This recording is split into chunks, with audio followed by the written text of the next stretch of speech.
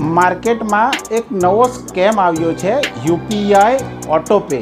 મોટા ભાગના લોકોનો ઈએમઆઈ ઓટોપે કરાવતા હોય છે, જેથી સમય આવે તો હપ્તો આપોઆપ ઓટોપેથી કપાઈ જાય. બસ હવે ફ્રોડસ્ટર આમાં બી ફ્રોડ કરવા લાગ્યા. આ કૌભાંડમાં સ્કેમર યુઝર સાથે કરી શકે છે છેતરપિંડી અને તેમના બેંક ખાતામાંથી પૈસા પણ ચોરાઈ શકે. તેથી આ કૌભાંડ અંગે સતર્કતા જાળવવી ખૂબ જ જરૂરી છે. હવે આનાથી બચવા માટે તમારે 5 વસ્તુઓની ધ્યાન રાખવાની ખૂબ જ જરૂરી છે. તો કઈ આવી બાબતો છે, આવીએ જાણીએ. તો પહેલી વાત એ છે કે યુપીઆઈ ના સેટિંગ સતત બદલતા રહો. આઈડી અને પાસવર્ડ સતત હંમેશા બદલતા રહો અને ચેન્જ કરતા રહો. બીજી, જો કોઈ શંકાસ્પદ વ્યવહાર હોય તો તરત જ બેંકનો સંપર્ક કરો.